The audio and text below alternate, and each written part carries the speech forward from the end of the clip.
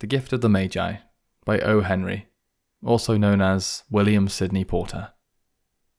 $1.87. That was all, and 60 cents of it was in pennies. Pennies saved 1 and 2 at a time by bulldozing the grocer and the vegetable man and the butcher until one's cheeks burned with the silent imputation of parsimony that such close dealing implied. 3 times Della counted it. $1.87. And the next day would be Christmas. There was clearly nothing to do but flop down on the shabby little couch and howl, so Della did it, which instigates the moral reflection that life is made up of sobs, sniffles, and smiles, with sniffles predominating.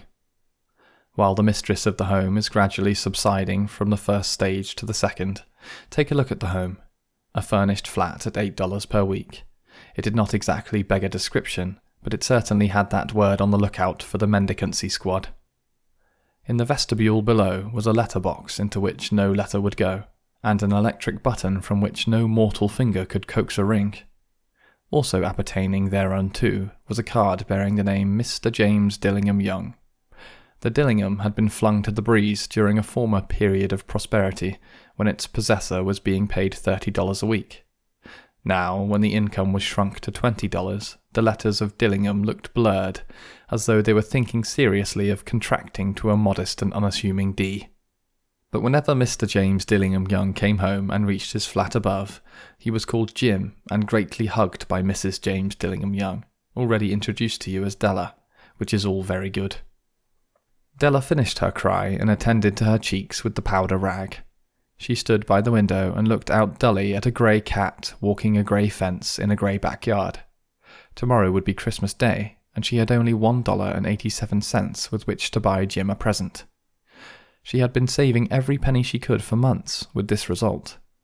$20 a week doesn't go far. Expenses had been greater than she had calculated. They always are. Only $1.87 to buy a present for Jim. Her Jim.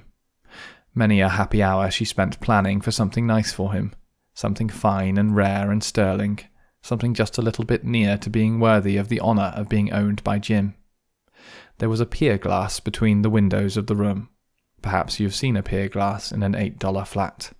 A very thin and very agile person may, by observing his reflection in a rapid sequence of longitudinal strips, obtain a fairly accurate conception of his looks. Della, being slender, had mastered the art. Suddenly she whirled from the window and stood before the glass, her eyes shining brilliantly, but her face had lost its colour within 20 seconds. Rapidly she pulled down her hair and let it fall to its full length. Now, there were 2 possessions of the James Dillingham Youngs in which they both took a mighty pride. One was Jim's gold watch that had been his father's and his grandfather's. The other was Della's hair. Had the Queen of Sheba lived in the flat across the air shaft, Della would have to let her hair hang out the window some day to dry, just to depreciate Her Majesty's jewels and gifts. Had King Solomon been the janitor, with all his treasures piled up in the basement, Jim would have pulled out his watch every time he passed, just to see him pluck at his beard from envy. So now Della's beautiful hair fell about her, rippling and shining like a cascade of brown waters. It reached below her knee and made itself almost a garment for her. And then she did it up again nervously and quickly. Once she faltered for a minute and stood while a tear or 2 splashed on the worn red carpet. On went her old brown jacket, on went her old brown hat. With a whirl of skirts, and with the brilliant sparkle still in her eyes, she fluttered out the door and down the stairs to the street. Where she stopped, the sign read, Madame Sophronie, hair goods of all kinds. 1 flight up Della ran, and collected herself, panting. Madame, large, too white, chilly, hardly looked the Sophronie. "Will you buy my hair?" asked Della. "I buy hair," said Madame. "Take your hat off and let's have a sight at the looks of it." Down rippled the brown cascade. $20, said Madame, lifting the mass with a practised hand. "Give it to me quick," said Della. Oh, and the next 2 hours tripped by on rosy wings. Forget the hashed metaphor. She was ransacking the stores for Jim's present. She found it at last. It surely had been made for Jim and no one else. There was no other like it in any of the stores, and she had turned all of them inside out. It was a platinum fob chain, simple and chaste in design, properly proclaiming its value by substance alone, and not by meretricious ornamentation, as all good things should do. It was even worthy of the watch. As soon as she saw it, she knew that it must be Jim's. It was like him. Quietness and value. The description applied to both. $21 they took from her for it, and she hurried home with the 87 cents. With the chain on his watch, Jim might be properly anxious about the time in any company. Grand as the watch was, he sometimes looked at it on the sly on account of the old leather strap that he used in place of a chain. When Della reached home, her intoxication gave way a little to prudence and reason. She got out her curling irons and lighted the gas and went to work repairing the ravages made by generosity added to love. Which is always a tremendous task, dear friends, a mammoth task. Within 40 minutes, her head was covered with tiny, close-lying curls that made her look wonderfully like a truant schoolboy. She looked at her reflection in the mirror long, carefully and critically. If Jim doesn't kill me, she said to herself, before he takes a second look at me, he'll say I look like a Coney Island chorus girl. But what could I do? Oh, what could I do with $1.87? At 7 o'clock the coffee was made and the frying pan was on the back of the stove hot and ready to cook the chops. Jim was never late. Della doubled the fob chain in her hand and sat in the corner of the table near the door that he always entered. Then she heard his step on the stair away down on the first flight, and she turned white just for a moment. She had a habit of saying little silent prayers about the simplest everyday things, and now she whispered, Please God, make him think I'm still pretty. The door opened and Jim stepped in and closed it. He looked thin and very serious. Poor fellow, he was only 22 and to be burdened with a family.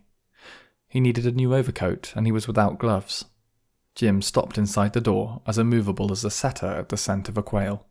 His eyes were fixed upon Della, and there was an expression in them that she could not read, and it terrified her. It was not anger, nor surprise, nor disapproval, nor horror, nor any of the sentiments that she had been prepared for. He simply stared at her fixedly with that peculiar expression on his face. Della wriggled off the table and went for him. Jim, darling, she cried. Don't look at me that way. I had my hair cut off and sold it because I couldn't have lived through Christmas without giving you a present. It'll grow out again. You won't mind, will you? I just had to do it. My hair grows awfully fast. Say Merry Christmas, Jim, and let's be happy. You don't know what a beautiful, nice gift I've got for you. You've cut off your hair? Asked Jim laboriously, as if he had not arrived at that patent fact yet, even after the hardest mental labour. Cut it off and sold it, said Della. Don't you like me just as well anyhow? I'm me without my hair, ain't I? Jim looked about the room curiously. You say your hair is gone? He said, with an air almost of idiocy. You needn't look for it, said Della. It's sold, I tell you. Sold and gone too. It's Christmas Eve, boy. Be good to me, for it went for you. Maybe the hairs of my head were numbered, she went on with a sudden serious sweetness. But nobody could ever count my love for you. Shall I put the chops on, Jim? Out of his trance, Jim seemed quickly to wake. He enfolded his Della. For 10 seconds let us regard with discreet scrutiny some inconsequential object in the other direction. $8 a week or $1 million a year, what is the difference? A mathematician or a wit would give you the wrong answer. The Magi brought valuable gifts, but that was not among them. This dark assertion will be illuminated later on. Jim drew a package from his overcoat pocket and threw it upon the table. Don't make any mistake, Del, he said, about me. I don't think there's anything in the way of a haircut or a shave or a shampoo that could make me like my girl any less. But if you'll unwrap that package, you may see where you had me going a while first. White fingers and nimble tore at the string and paper, and then an ecstatic scream of joy, and then, alas, a quick feminine change to hysterical tears and wails, necessitating the immediate employment of all the comforting powers of the lord of the flat.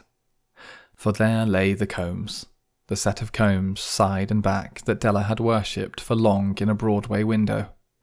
Beautiful combs, pure tortoise shell, with jewelled rims, just the shade to wear in the beautiful vanished hair.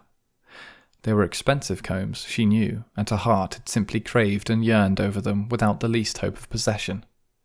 And now they were hers, but the tresses that should have adorned the coveted adornments were gone. But she hugged them to her bosom, and at length she was able to look up with dim eyes and a smile and say, My hair grows so fast, Jim. And then Della leapt up like a little singed cat and cried, Oh, oh! Jim had not seen his beautiful present. She held it out to him eagerly upon her open palm. The dull, precious metal seemed to flash with a reflection of her bright and ardent spirit. Isn't it a dandy, Jim? I hunted all over town to find it. You'll have to look at the time 100 times a day now. Give me your watch. I want to see how it looks on it. Instead of obeying, Jim tumbled down on the couch and put his hands under the back of his head and smiled. "Del," said he, "let's put our Christmas presents away and keep 'em a while. They're too nice to use just at present. I sold the watch to get the money to buy your combs. And now suppose you put the chops on." The Magi, as you know, were wise men, wonderfully wise men, who brought gifts to the babe in the manger. They invented the art of giving Christmas presents. Being wise, their gifts were no doubt wise ones, possibly bearing the privilege of exchange in case of duplication. And here I have lamely related to you the uneventful chronicle of two foolish children in a flat, who most unwisely sacrificed for each other the greatest treasures of their house. But in a last word to the wise of these days, let it be said that of all who give gifts, these two are the wisest. Of all who give and receive gifts, such as they, are wisest. Everywhere they are wisest. They are the Magi.